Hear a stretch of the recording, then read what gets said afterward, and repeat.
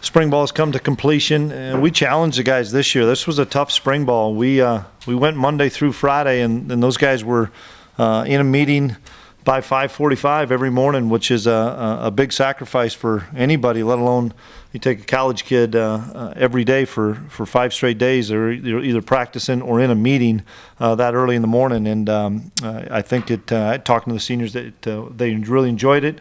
They liked getting up, which is hard to believe, but they liked getting up in the morning and getting their work done. And I think we progressed. They enjoyed having those weekends off where they could recoup their bodies. And, we're a big work in progress. There's no question about that.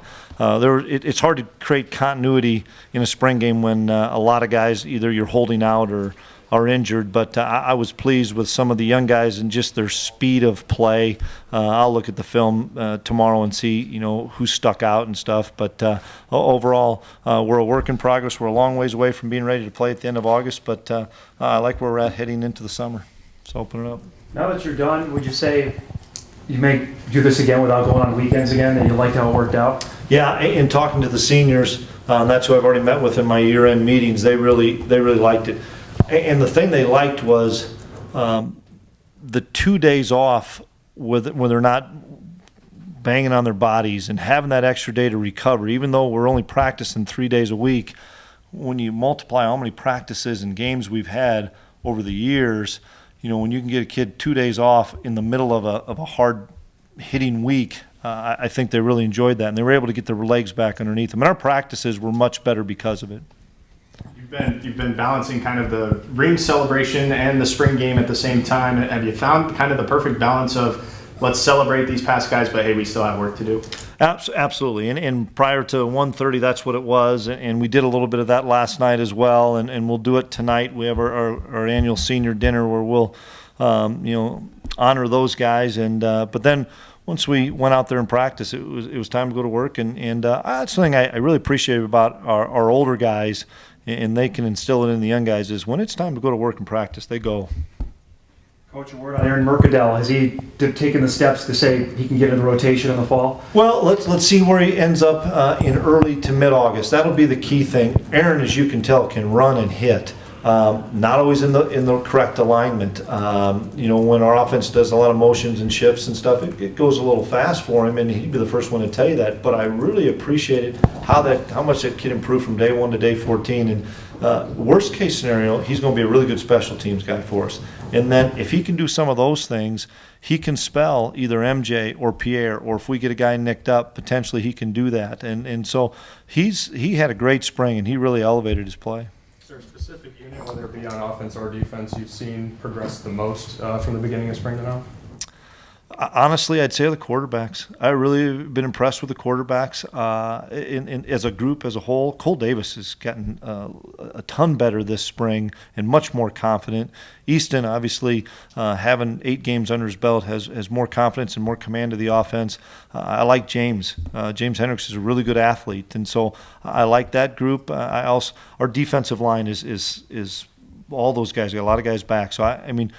There's a couple position battles that we will have all through fall camp, but there's some that we're just developing depth, whether it be like a Merck or somebody else. You said Freeman was getting open a lot during practice. I mean, he got open a couple times today. He could have had 3 touchdowns. Yeah, I've been impressed with Dallas, and the big thing for Dallas is to try to remain consistent, and that's going to be my challenge to him throughout the summer and into August is can he be consistent with catching the ball, with running routes and those things. But he made a big leap, I thought, in winter conditioning. He just got himself in great shape, and then with all the guys we had hurt in the spring, he was able to show up and do a lot of good things. Now I want him to be able to do those things against a healthy Jalen Allison and a healthy Dom and a healthy Dakota and those guys in the fall. But he's a guy that we're really looking to get in that rotation.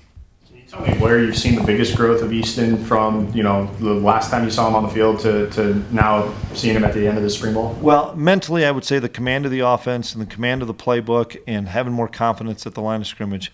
Physically, he is stronger. He's put on about 8 pounds. And I think we were talking the other day, I think he maybe finished that last playoff game maybe at 211, 212. I think he's holding 220 now. And we're going to run the kid. You guys know that. He's going to run the football, so I want to make sure he's durable. And I know his arm's a little bit stronger too, so I've been impressed with his overall growth. So Chris, playing thud, I think that's another step to even more or less physical spring game. Is that just the way things are going?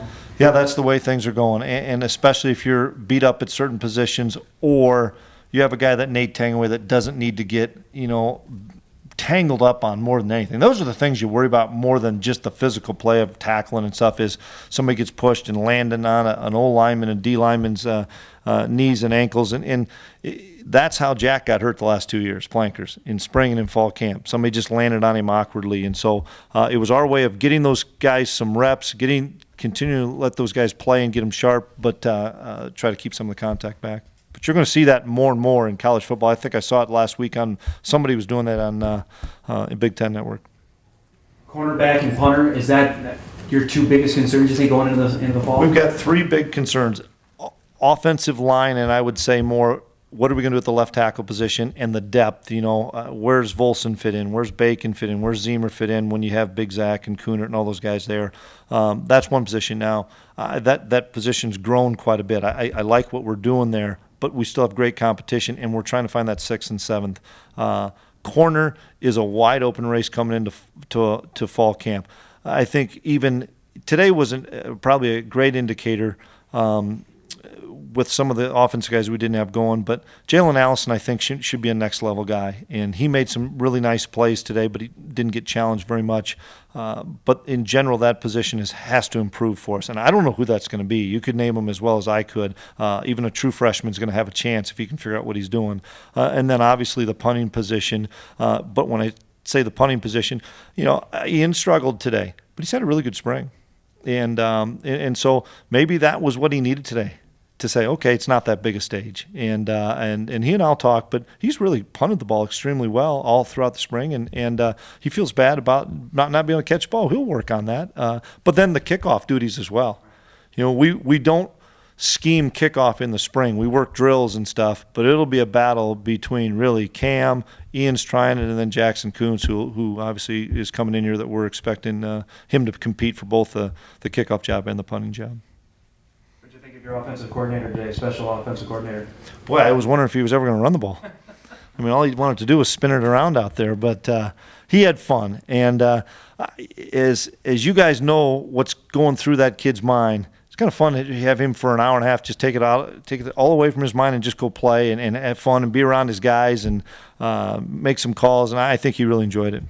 Nike, there's another step up. What do you think of that sign? I didn't see that. He signed with Nike. He signed with Nike. I'll have to see where I fit into that picture then. I'll have to talk to him and see if where he's got his former head coach. But I'm happy for him. Everything that kid is getting right now, he's earned and he deserves. And so I think that's not the last of the endorsements and things he's going to have.